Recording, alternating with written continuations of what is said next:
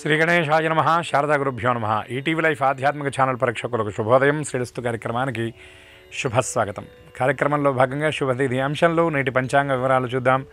ఆంగ్ల తేదీ 1వ తేదీ 8వ నెల 2024 సంవత్సరం గురువారం. స్వస్తి శ్రీ చాంద్రమాన శ్రీ క్రోధినామ సంవత్సరం దక్షిణాయనం గ్రీష్మ ఋతువు ఆషాఢమాసం కృష్ణపక్షం ద్వాదశి తిథి సాయంత్రం 4:18 వరకు తదుపరి త్రయోదశి. మృగశిరా నక్షత్రం మధ్యాహ్నం 12:13 వరకు తదుపరి ఆర్ద్రా నక్షత్రం. వ్యాఘాత యోగం మధ్యాహ్నం 3:24 వరకు తదుపరి హార్షణ యోగం. తైతుల కరణం సాయంత్రం 4:18 వరకు తదుపరి గరజీకరణం. వర్జ్యం రాత్రి 8:38 నుండి 10:14 వరకు. దుర్ముహూర్తం ఉదయం 10:12 నుండి 11:03 వరకు. తిరిగి మధ్యాహ్నం 3:16 నుండి 4:06 వరకు. అమృత ఘడియలు రాత్రి 2:14 నుండి 3:59 వరకు. నేటి రాహుకాలం మధ్యాహ్నం 1:30 నుండి 3 వరకు. యమగండం ఉదయం 6 నుండి 7:30 వరకు. ఇక ఈనాటి తిథివారి నక్షత్రాలను అనుసరించి చేయదగిన దేవతా ఉపాసన గురించి మనం చూసినట్లయితే ఈనాటి తిథి ద్వాదశి విష్ణుమూర్తికి సంబంధించినటువంటి తిథిగా చెప్పబడుతుంది.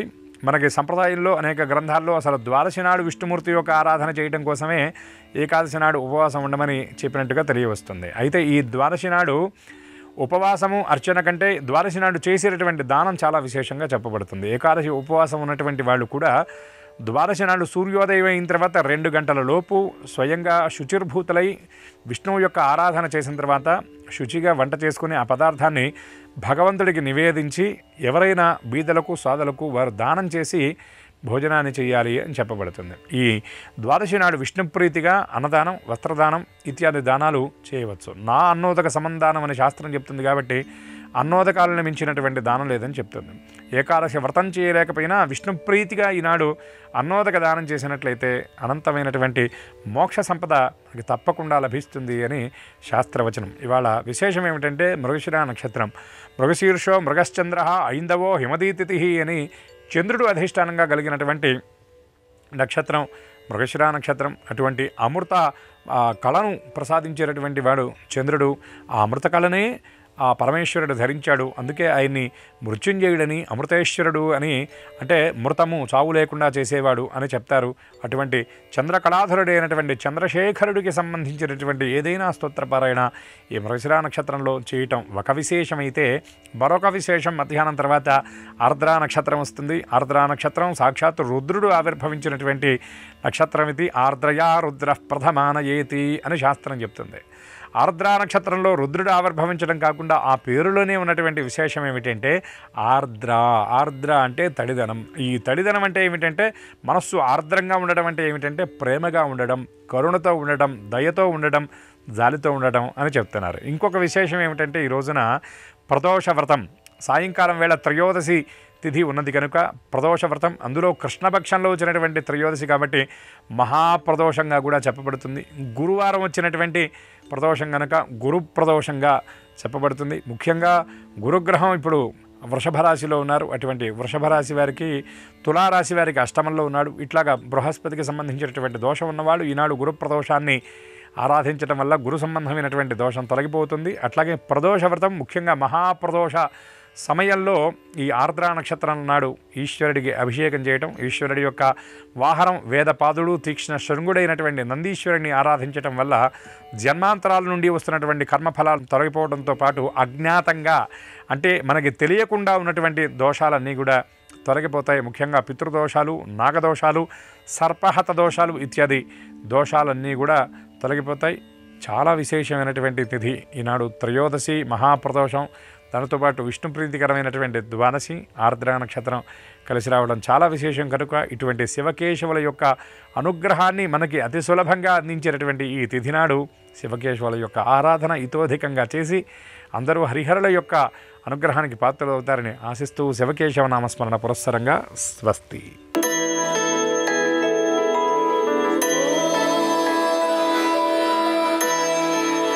ఈటీవీ లైఫ్ ఆధ్యాత్మిక ఛానల్ ప్రేక్షకులందరికీ నమస్కారం.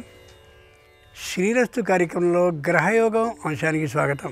ఈనాటి గ్రహయోగం అంశంలో మేషాది ద్వాదశ రాశుల వారికి కలిగే శుభ అశుభ ఫలితాల్ని, అవసరమైన సందర్భాల్లో ప్రత్యామ్నాయ మార్గాల్ని తెలుసుకుంటారు.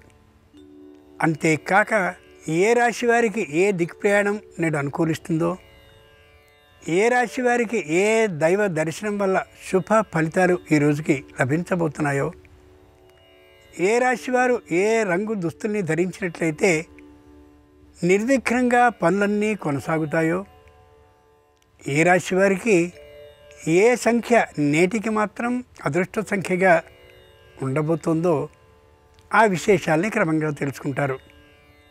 ముందుగా నేటి పంచాంగం. ఈరోజు బహుళ ద్వాదశి, గురువారం, నక్షత్రం మృగశిర.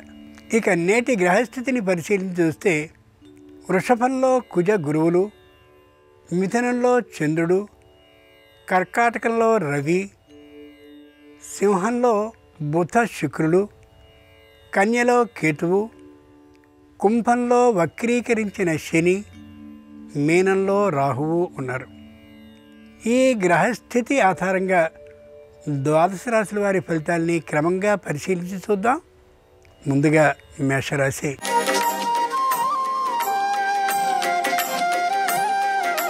ఈరోజు మేషరాశి వారి ఫలితాలని పరిశీలించి చూస్తే మానసికంగా బాగా ఉత్సాహంగా ఉంటారు. కుటుంబంలోని స్త్రీజనం వ్యాపారాన్ని చేసి ధనాన్ని సంపాదించాలనే ఆలోచనని పూర్తిగా విరమించుకుంటారు. ఏ పనిని చేసినప్పటికీ కూడా కుటుంబంలో ఐకమత్య భావనతో చేయాలనే నిర్ణయానికి వస్తారు. ఇంతకుముందు చేసినటువంటి వ్యాపారంలో నష్టానికి కారణాలని విశ్లేషించుకుని కనిపిస్తారు. వ్యాపారం అనుకూలంగా ఉంటుంది. వృత్తి వల్ల ఆదాయం విశేషంగా లభించే అవకాశం ఉంది. భూముల్ని కొని, ఇళ్లని కొని అమ్మేటటువంటి వారికి విశేషమైన లాభం సిద్ధించే అవకాశం ఉంది. ఉద్యోగస్తులు అధికారులతో చక్కనైనటువంటి సమన్వయ భావంతో ప్రవర్తిస్తారు. గురువారం సందర్భంగా మేషరాశి వారు దత్తాత్రేయ స్వామివారిని పూజించి పాయసాన్ని నైవేద్యంగా సమర్పించినట్లయితే మేధాశక్తి పెరిగే అవకాశం ఉంది. తూర్పు దిక్ ప్రయాణం అనుకూలం. కలిసొచ్చే రంగు ఎరుపు. అదృష్ట సంఖ్య 9.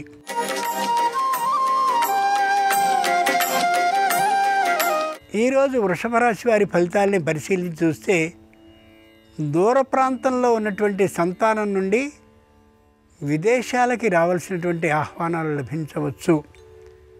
తాత్కాలికమైనటువంటి అనారోగ్య కారణాల కారణంగా వెళ్ళడం సంభవించదు. కుటుంబంలో సుఖశాంతులు ఉంటాయి. దానికి కారణం ఐకమత్యం ఉండడం వలనే. ఇంతకుముందు ఏ విధమైనటువంటి రుణాన్ని చేసినా అది పూర్తిగా పరిష్కరింపబడినటువంటి కారణంగా ఉత్సాహంగా ఉండగలుగుతారు. సంతానానికి సంబంధించినటువంటి చదువుల నిమిత్తం హెచ్చుగా ఖర్చు చేయడానికి వెనుకాడరు. ఆర్థికమైనటువంటి లోటు లేకుండా ఎప్పటికప్పుడు జాగ్రత్త పడుతూ ఉంటారు. గురువారం సందర్భంగా వృషభ రాశి వారు శ్రీ వెంకటేశ్వర స్వామిని పూజించి వడపప్పుని నైవేద్యంగా సమర్పించినట్లయితే జ్ఞాపక శక్తి పెరిగే అవకాశం ఉంది. దక్షిణ దిక్ ప్రయాణం అనుకూలం. కలిసొచ్చే రంగు తెలుపు. అదృష్ట సంఖ్య 7.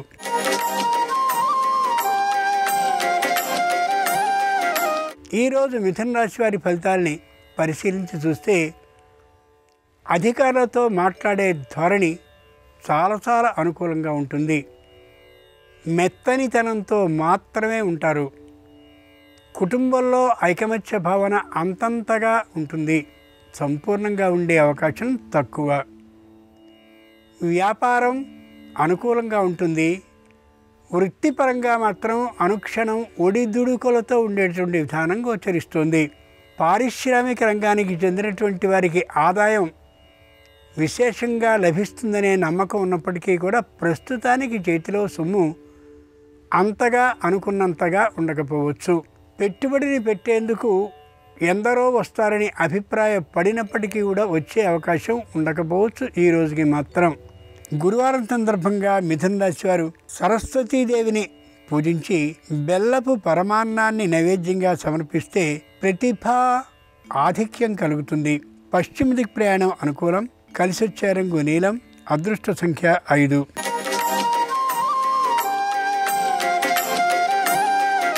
ఈరోజు కర్కాటక రాశి వారి ఫలితాలని పరిశీలించి చూస్తే భూముల్ని అమ్మి కొనేవారికి, అలాగే ఇండ్లని కొని అమ్మేవారికి మంచి లాభాలు వచ్చే అవకాశం ఉంది. అధికమైనటువంటి ఆశ లేకుండా ఉన్నట్లయితే వ్యాపారం మరింతగా అనుకూలించే అవకాశం ఉంది. లోహ పరిశ్రమ చేసేవారికి, అలాగే శిల్పాలని చెక్కేవారికి, శిల్పాలని చేస్తూ అమ్ముతూ ఉండేవారికి విశేష లాభ అవకాశం ఉంది. వ్యాపార రీత్యా, వృత్తిరీత్యా అనుకూలమైనటువంటి విధానం ఉన్నప్పటికీ కూడా ధైర్యాన్ని చేయలేకపోవచ్చు. కొన్ని సందర్భాల్లో ఆరోగ్య విధానం చక్కగా ఉంది. అధికారులతో మాట్లాడేటువంటి తీరుతెన్నులు చక్కగా ఉంటాయి. అయితే ఆందోళన తాత్కాలికంగా పడుతూ ఉంటారు ఈ రాశివారు. గురువారం సందర్భంగా కర్కాటక రాశివారు హయగ్రీవుణ్ణి ఆరాధించి దధ్యోదనాన్ని నైవేద్యంగా సమర్పిస్తే బుద్ధిలో చురుకుదనం లభిస్తుంది. ఈశాన్య దిక్ ప్రయాణం అనుకూలం. కలిసొచ్చే రంగు తెలుపు. అదృష్ట సంఖ్య 1.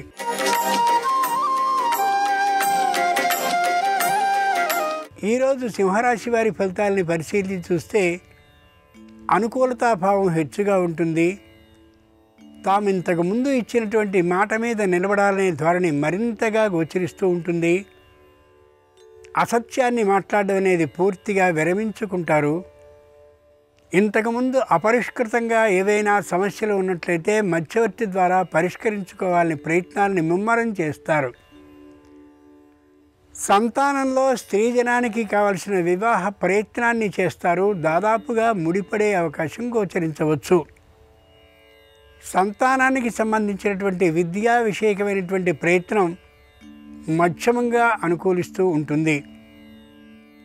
ఏ విధమైనటువంటి అధైర్యము లేకుండా ఉంటారు. ప్రతి విషయంలో ధైర్య సాహసాల్ని ప్రదర్శిస్తూ ఉంటారు.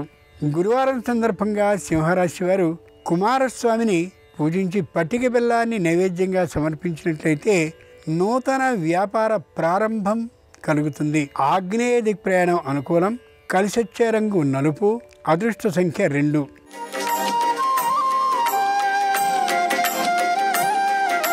ఈరోజు కన్యారాశి వారి ఫలితాలని పరిశీలించి చూస్తే కాలం నేర్పినటువంటి అనుభవం కారణంగా కోపతాపాలని తగ్గించుకుంటారు. పట్టుదల భావాన్ని పూర్తిగా విడనాడుతారు. తోటి ఉద్యోగులతోనూ క్రింది ఉద్యోగులతోనూ సమన్వయ భావంతో ఉంటారు. ఏ విధమైనటువంటి అనాలోచిత నిర్ణయాన్ని చేయకూడదనే స్థిరమైన నిర్ణయానికి వస్తారు. కుటుంబంలో ఒక్కరితో మాత్రమే విరోధ భావంతో ఉంటారు. అలా లేకుండా చేసుకున్నట్లయితే మరింత అనుకూలత లభిస్తుంది. ప్రతి విషయంలో కూడా ఆస్తికి సంబంధించిన పంపకాలని అన్న తమ్ముళ్ళలో అప్ప చెల్లెళ్ళలో ఏ ఒక్కరు లేవనెత్తినా సహకరించే విధానం లేకుండా ఉంటారు. గురువారం సందర్భంగా కన్యారాశి వారు గణపతిని ఆరాధించి బెల్లం మొక్కని నైవేద్యంగా సమర్పించినట్టయితే విఘ్నాలు తొలగిపోతాయి. నివృత్తి దిక్ ప్రయాణం అనుకూలం. ఆకుపచ్చన అనుకూలించే రంగు. అదృష్ట సంఖ్య 4.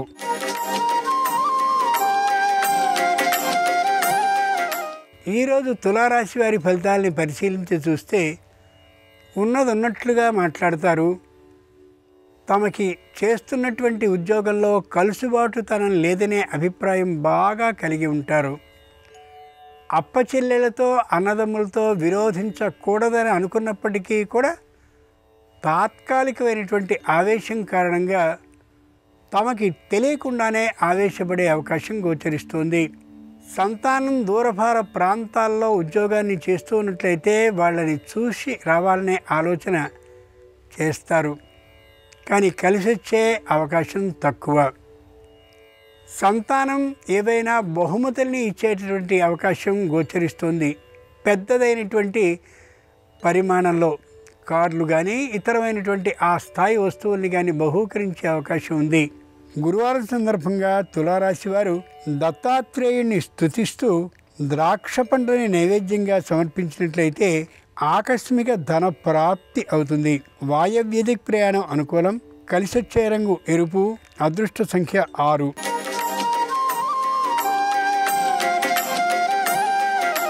ఈరోజు వృశ్చిక రాశి వారి ఫలితాలని పరిశీలించి చూస్తే మాటలో కాఠిన్యం కనిపిస్తూ ఉంటుంది. తొందరపాటు నిర్ణయాన్ని అనుకోకుండా చేస్తారు. ఇతరులకి సంబంధించినటువంటి బ్యాంక్ అకౌంట్ల పరిశీలన, ఇతరులకి సంబంధించిన ఆరాలు తీయడం వంటివి ఏమాత్రమూ మంచిది కానే కాదు. ముఖ్యంగా చేసే ప్రతి పని ధర్మబద్ధంగా ఉండేలా చేయడం అవసరం. వంచన చేయాలని ప్రయత్నించినట్లయితే విషయం దూరం వెళ్ళే అవకాశం ఉంది. కాబట్టి ఆ తీరు ఆలోచనని పూర్తిగా విరమించుకోగలగాలి. సంస్థని స్థాపించడం కోసం తీసుకున్నటువంటి ఆ పెట్టుబడి మీద వడ్డీ పెరుగుతూ ఉండేటటువంటి కారణంగా ధనాన్ని నిలువ చేసుకోవడం, అనవసర వ్యయాల్ని అదుపు చేసుకోవడం ఎంతైనా అవసరం. గురువారం సందర్భంగా వృశ్చిక రాశి వారు సత్యనారాయణ స్వామి వారిని అర్చించి గోధుమ రవ్వ ప్రసాదాన్ని సమర్పించినట్టయితే న్యాయస్థానంలో విజయం లభిస్తుంది. అనుకూలమైన తీర్పు లభించే అవకాశం కూడా ఉంది. తూర్పు దిక్ ప్రయాణం అనుకూలం. కలిసొచ్చే రంగు ఎరుపు. అదృష్ట సంఖ్య 2.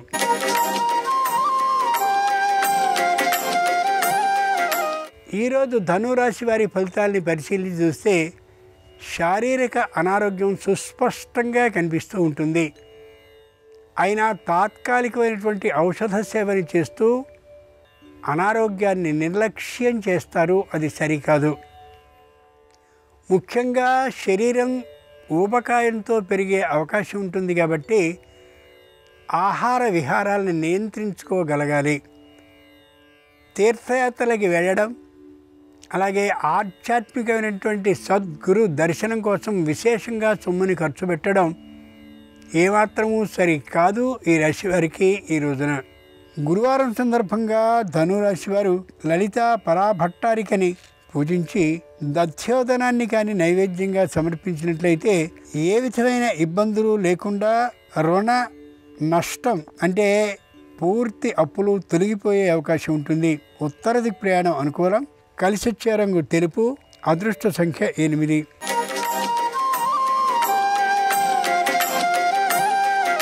ఈరోజు మకర రాశి వారి ఫలితాలని పరిశీలించి చూస్తే అనుకూలంగా ఉన్నట్లే ఉంటారు, కానీ ప్రతికూల ధోరణితో మాట్లాడతారు. శాంతంగా ఉన్నట్లు కనిపిస్తారు, కానీ విశేషమైనటువంటి కోపాన్ని ప్రదర్శిస్తారు. కుటుంబంలో తక్కువగా ఉన్నటువంటి వారు అంటే పెద్దగా మాట్లాడి ఎదిరించినటువంటి వారు కానీ ఉన్నట్లయితే వారి మీద చెలరేగి మాట్లాడే అవకాశం గోచరిస్తుంది. ముఖ్యంగా కుటుంబంలో జనంతో విరోధించే భావం గోచరిస్తుంది. అధికారులతో మాట్లాడేటటువంటి సందర్భంలో అధర్మంగా మాట్లాడే ప్రవర్తన కనిపిస్తోంది. తద్వారా ఉద్యోగానికి ముప్పు ఏర్పడే అవకాశం ఉండొచ్చు. ఇంతకుముందు తీసుకున్నటువంటి రుణాన్ని తీర్చేటటువంటి విషయంలో ప్రయత్నాన్ని చేసినా అది ఫలించకపోవచ్చు.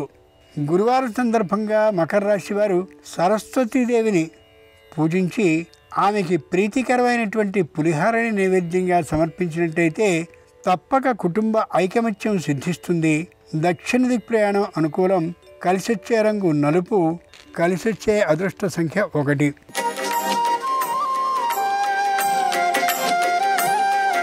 ఈరోజు కుంభరాశి వారి ఫలితాలని పరిశీలించి చూస్తే మానసికంగా ఏకాకి అనేటువంటి అభిప్రాయంతో ఉంటారు. శారీరకంగా అనారోగ్యం ఉన్నదేమో అనే ఆలోచనలో ఉంటారు. మాట్లాడే ప్రతి మాటని కూడా గుంఫనగా ఉండాలనేటువంటి ప్రయత్నాన్ని చేస్తారు.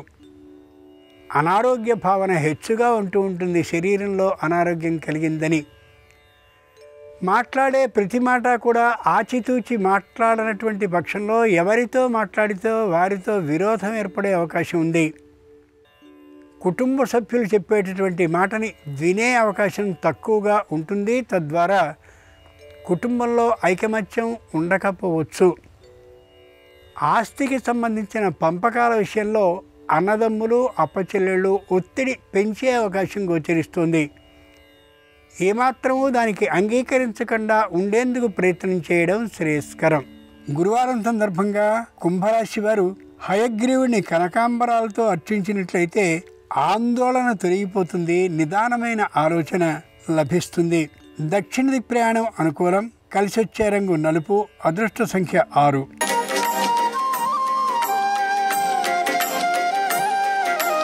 ఈరోజు మీనరాశి వారి ఫలితాలని పరిశీలించి చూస్తే మానసికంగా నిరుత్సాహంగా ఉంటారు. శారీరకంగా అంతటి సంతోషంగా ఉండలేరు. శస్త్రచికిత్స చేయించుకోవాల్సినటువంటి తాత్కాలికమైన అవసరం ఏర్పడవచ్చు. దాని గురించి దిగులు చెందవలసిన అవసరమైతే లేనేలేదు. శారీరకమైనటువంటి తాత్కాలిక అనారోగ్య కారణంగా మానసికంగా పూర్తి అనారోగ్యవంతులై దాని గురించిన ఆలోచన కారణంగా తాత్కాలిక అనారోగ్యం పెరిగే అవకాశం గోచరిస్తుంది.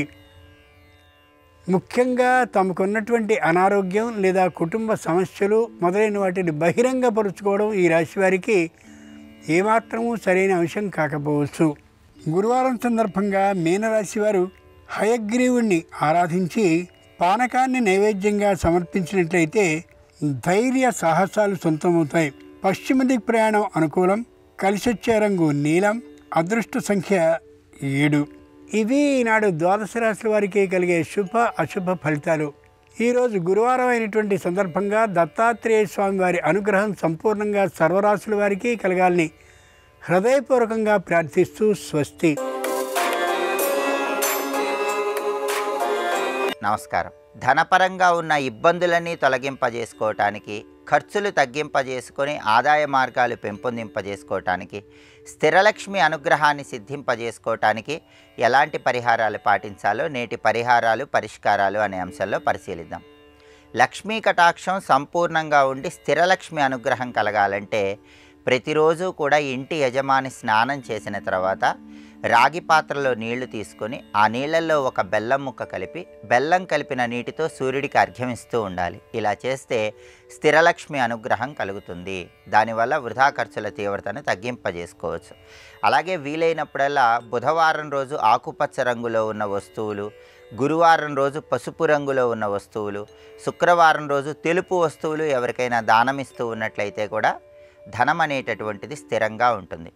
అలాగే వెండి లేదా రాగి లేదా ఇత్తడి లోహంతో చేసినటువంటి పిరమిడ్ను గృహంలో ఏర్పాటు చేసుకోవటం ద్వారా కూడా గృహంలో ఉన్నటువంటి నకారాత్మక శక్తులు తొలగింపజేసుకొని ధనం అనేటటువంటిది స్థిరంగా ఉంటుంది.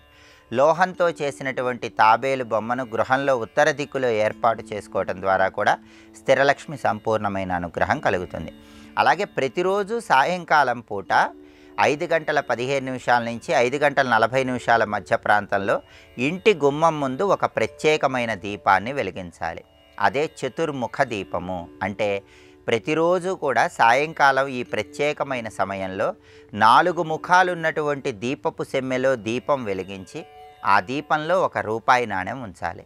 ఇలా ప్రతిరోజు కూడా చతుర్ముఖ దీపాన్ని సాయంకాలం పూట ఇంటి ముందు వెలిగించి అందులో అదే ₹1 నాణ్యాన్ని ఉంచుతూ ఉన్నట్లయితే దానివల్ల స్థిరలక్ష్మి అనుగ్రహం కలుగుతుంది. వృధా ఖర్చుల తీవ్రతను తగ్గింపజేసుకోవచ్చు.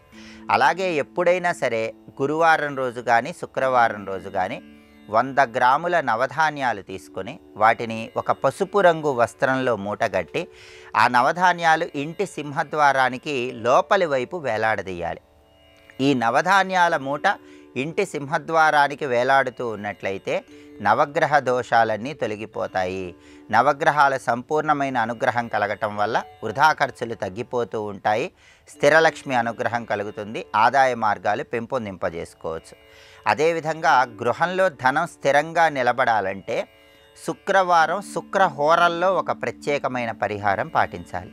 శుక్రవారం ఉదయం 6 గంటల నుంచి 7 గంటల మధ్య ప్రాంతంలో, మధ్యాహ్నం 1 గంట నుంచి 2 గంటల మధ్య ప్రాంతంలో, రాత్రి 8 గంటల నుంచి 9 గంటల మధ్య ప్రాంతంలో శుక్రహోరలు ఉంటాయి. ఈ శుక్రహోర ఉన్న సమయంలో ఒక గాజు పాత్రలో రాళ్ల ఉప్పు పోసి అందులో ఒక పసుపు కొమ్ము ఉంచి మీ వంటగదిలో ఆ పాత్రను ఉంచాలి. మొదటి శుక్రహోరలో ఒక పాత్ర, రెండో శుక్రహోరలో ఇంకో పాత్ర, మూడవ శుక్రహోరలో ఇంకో పాత్ర, అలా 3 గాజు పాత్రలు, వాటిలో రాళ్ళ ఉప్పు పోసి పసుపు కొమ్ములు 3 ఉండేలాగా ఏర్పాటు చేసుకోవాలి. శుక్రవారం శుక్రహోరల్లో ఉంచినటువంటి ఆ రాళ్ల ఉప్పు పసుపు ఉంచినటువంటి గాజు పాత్రలు శనివారం ఉదయం స్నానం చేసిన తర్వాత తీసుకొని వాటిలో ఉన్నటువంటి రాళ్ల ఉప్పు పసుపు కొమ్ము ఎవరూ తొక్కని చోట చెట్టు మొదట్లో వేయాలి. ఈ ప్రత్యేకమైనటువంటి శుక్రవార శుక్రహోర పరిహారం పాటించినట్లయితే గృహంలో స్థిరలక్ష్మి అనుగ్రహం కలుగుతుంది. నకారాత్మక శక్తులు తొలగింపజేసుకోవచ్చు. ఆదాయ మార్గాలు పెరుగుతాయి. వృధా ఖర్చుల తీవ్రతను తగ్గింపజేసుకోవచ్చు. ఇలా ప్రత్యేకమైన పరిహారాలు పాటించడం ద్వారా ధనాన్ని ఇంట్లో స్థిరంగా ఉంచుకోవటానికి ఆస్కారం ఎంతగానో ఉంది. అదేవిధంగా రేపు మాస శివరాత్రి సందర్భంగా ఈశ్వరుడికి సంబంధించిన ఎలాంటి పరిహారాలు పాటిస్తే శివానుగ్రహం వల్ల సకల శుభాలను సిద్ధింపజేసుకోవచ్చు, రేపటి పరిష్కారాలు అనే అంశంలో పరిశీలిద్దాం. నమస్కారం. ఈ కార్యక్రమాన్ని తిరిగి చూడాలనుకుంటే www.youtube.com/ETV Life Spiritual లో చూడవచ్చు.